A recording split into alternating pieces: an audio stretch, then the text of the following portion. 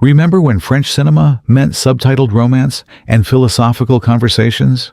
Then, in 1995, Jean-Pierre Jeunet and Marc Caro dropped a steampunk fever dream about a mad scientist stealing children's dreams, and suddenly, European film got weird in the best possible way.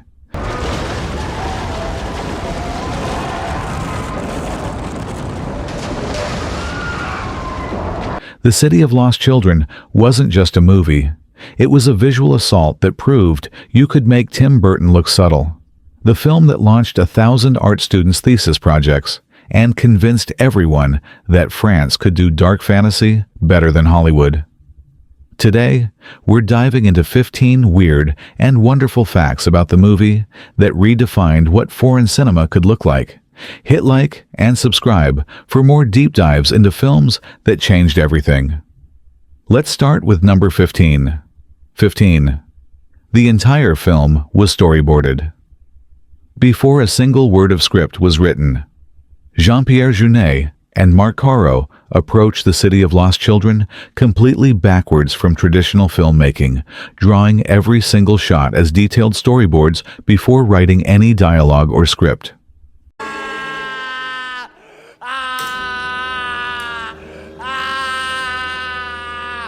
They spent over a year creating 2,000 storyboard panels that mapped the entire film visually, treating it like an animated feature, despite being live action. The visual composition, camera angles, lighting, and production design were completely finalized before actors were cast or locations scouted. Screenwriter Gilles Adrien was then hired to write dialogue that fit the predetermined visuals rather than the other way around.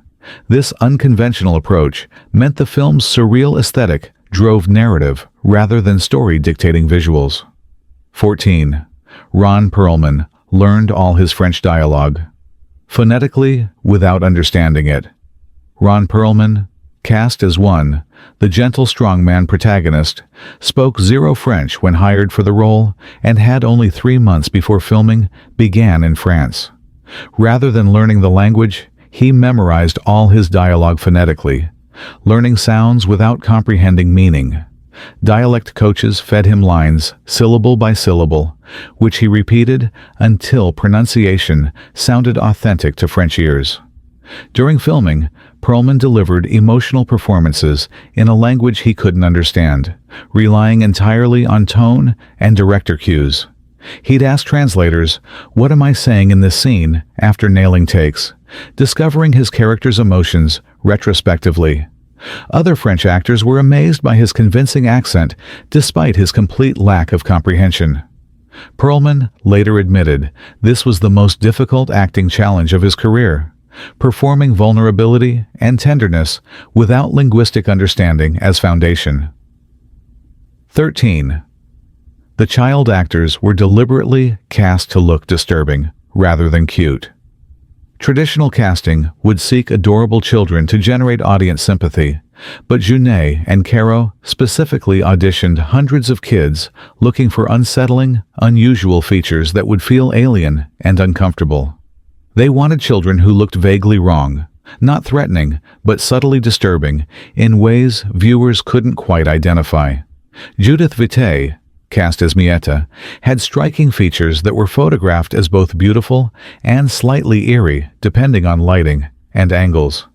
The cloned brothers playing the octopus's crew were chosen for their identical oddness rather than conventional cuteness.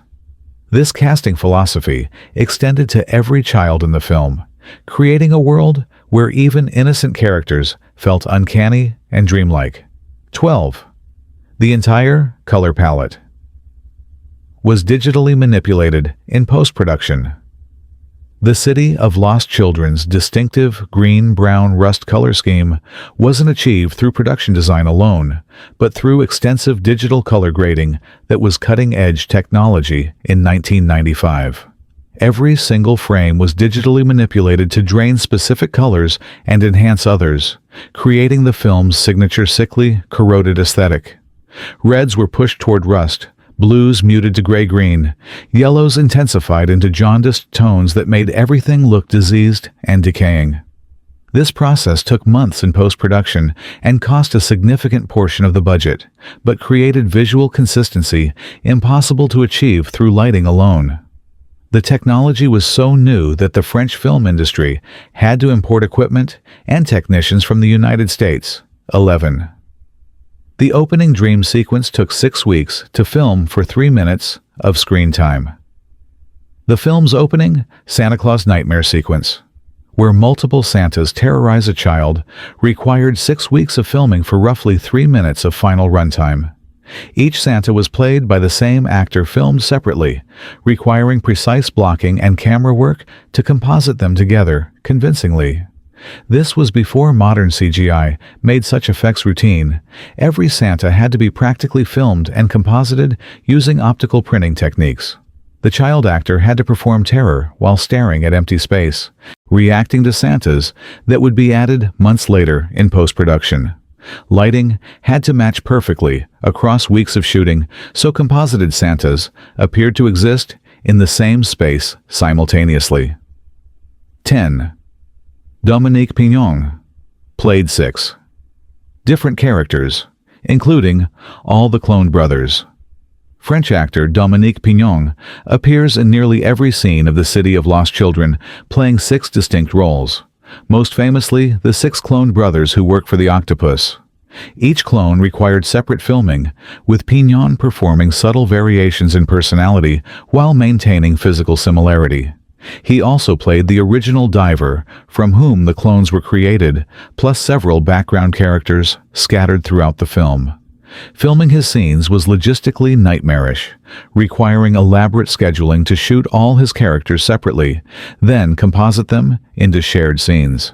Pignon spent months in makeup and costume changes, essentially working multiple jobs on one film. 9. The film's budget was spent primarily on production design rather than effects.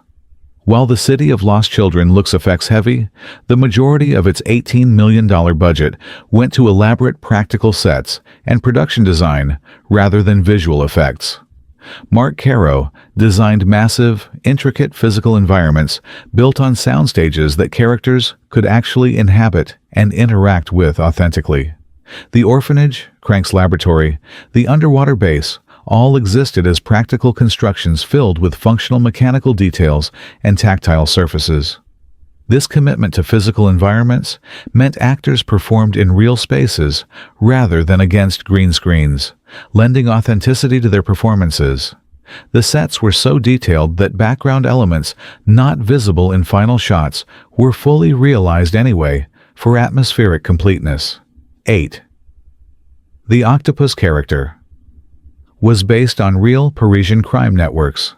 The octopus, the film's child-stealing crime lord, wasn't pure fantasy, but inspired by actual Parisian criminal organizations that exploited children throughout the 19th and early 20th centuries. Historical research revealed networks that used orphans and street children for theft, forced labor, and begging operations controlled by criminal masterminds.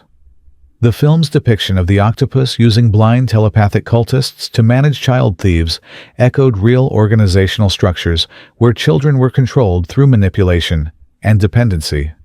Junet and Caro researched Victor Hugo's descriptions of child exploitation in Les Miserables and historical accounts of Parisian underworld structures. 7. The film failed commercially in France, but became a cult hit in America. The City of Lost Children was a commercial disappointment in its home country, with French audiences finding it too dark, too weird, and too visually exhausting for mainstream appeal. It barely recouped its budget domestically, and French critics were mixed, appreciating the craft while questioning the narrative coherence. American distributors were hesitant to pick it up, fearing subtitled French surrealism wouldn't find audiences. Then, Sony Pictures Classics took a chance, releasing it in art house theaters where it became an unexpected cult phenomenon among American cinephiles and film students. The film's American success was driven by college campuses and midnight screenings where its visual inventiveness outweighed its narrative opacity. 6. Jean-Pierre Jeunet and Marc Caro's partnership ended. After this film, The City of Lost Children was the final collaboration between Junet and Caro, whose creative partnership had produced Delicatessen and established them as a visionary directing duo. Creative tensions during the grueling production caused irreparable friction in their working relationship, despite the film's artistic success. Junet wanted to pursue more narrative-driven, emotionally accessible projects, while Caro preferred continuing with surreal, design-heavy experimental work. The stress of managing the film's complex production, budget overruns, and technical challenges exposed fundamental differences in their artistic visions. After completion, they amicably agreed to pursue separate careers rather than force another difficult collaboration. 5. The flea circus sequence used real trained fleas filmed with macro photography. The film's flea circus scenes, featuring performing fleas, weren't CGI or miniature effects, but actual trained fleas, photographed using extreme macro lenses and specialized equipment. A professional flea trainer was hired who'd worked in actual traveling flea circuses, one of the last practitioners of a dying entertainment art form. The fleas were trained to perform specific actions, jumping through hoops, pulling tiny carts, responding to visual cues through conditioning over weeks. Filming required custom-built miniature sets, scaled to flea size, with lighting designed not to harm the insects, while providing adequate illumination for macro photography. 4. Angelo Badalamenti's score was rejected and replaced.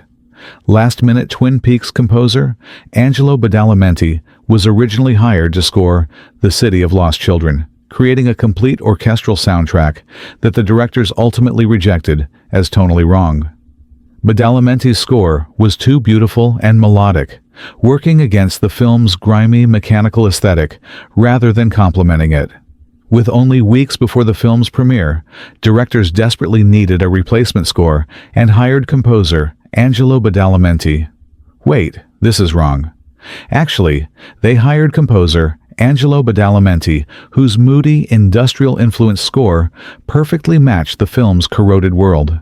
His music incorporated mechanical sounds, dissonant orchestrations, and unsettling children's choir elements that enhanced rather than softened the visuals. 3.